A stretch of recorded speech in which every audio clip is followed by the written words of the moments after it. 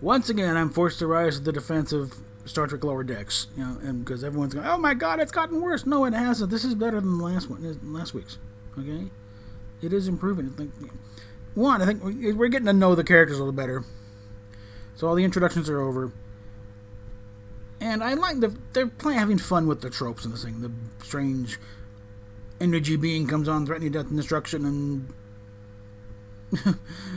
Mariner just jumps it and threatens them, stick in the pot. No, don't screw the button. Okay, so I'm listening. I can grant wishes. So fun with that. And then I'm sure the very depleted energy being that went into the captain, that will come up later at some point. But as far as the show itself, it's they're having fun with the obvious tropes. You got to escort a big major ambassador or general type to this thing, and the guys are raging drunk. Proper Klingon too. That's nice. Not forget when they're referencing other parts of the franchise, they're doing it properly. We got a actual proper Klingon here. The shuttles look like proper shuttles. Okay, the equipment, you got a tricorder, looks like a tricorder. Phaser looks like a phaser.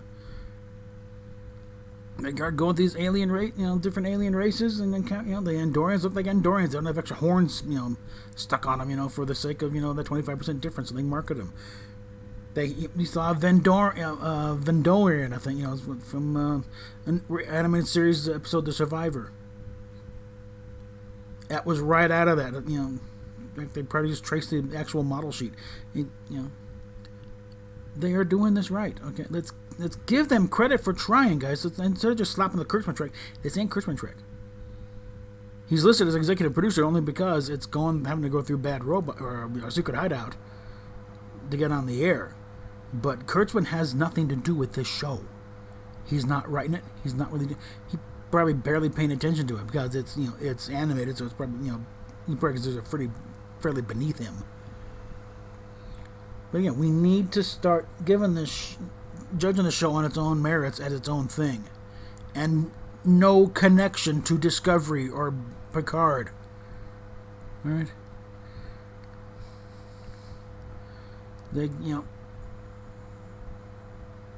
We got to start giving this to again. It's like, ironically, Doomcock, because he's screaming to high heaven about how horrible this thing is. It's like, at what point do we start declaring some victory here?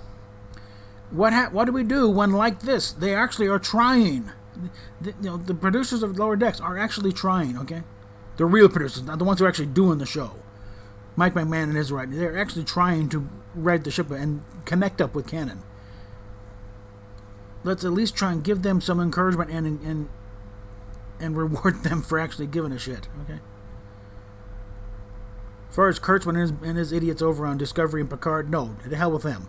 They don't try and they're not caring, because Major Grin has putting out some real good stuff, showing up just what a bunch of idiots they are, especially Kurtzman, because they bit with Mike Okuda. I guess it's probably a bit of a tribute to Michael Piller, because he's probably gone by then, but he was talking about canon and continuity stuff, that he was on it. He made sure you knew it, and then made sure they stuck with it. And then juxtapose that with a statement from Kurtzman. Well, it's impossible to do that. So apparently, Kurtzman thinks it's impossible to maintain actual continuity, which may be true. So his approach is, don't even try. They screw up when there's no need to screw up. And of course, the real reason is so he can make it different and he can merchandise it and get money out of it directly, and not have to share it with CBS. He's a cynical hack. Okay, he does not belong anywhere near an IP. Any IP. He's thrown that over and over again. How many has he crashed so far? But the episode itself, I thought was fine. I definitely, I laughed a few points. It was pretty. I thought the comedy was pretty well played. Again, and it comes down to if you like the Rick and Morty type or just the kind of off the wall type comedy. That's a separate issue. Okay, that we can have thing like or don't like. Okay, but let's try and meet them halfway a little bit. Okay, let's not brand them with the Kurtzman Trek label, because this ain't Kurtzman Trek. Okay?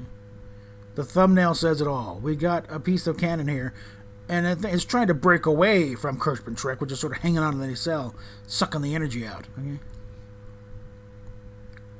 So yeah, I think if any interactions with the Lower Decks bunch online, be encouraging. Yeah, okay.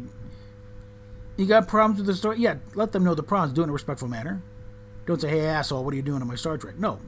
Say, if you could do this a little bit, or back off a little bit on the slapstick, or make the story more the thing, not the crew, not quite so incompetent, that sort of thing,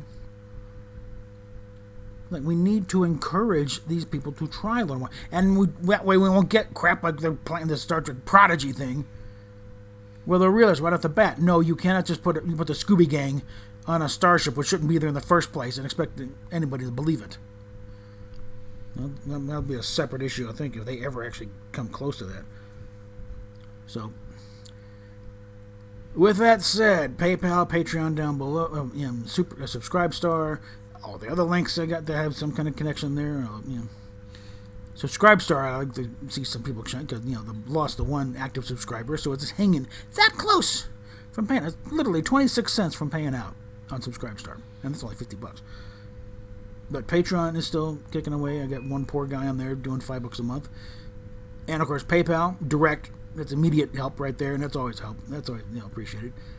But with that, again, let's lighten up again and take this show on its own merits, okay? And we'll catch you later.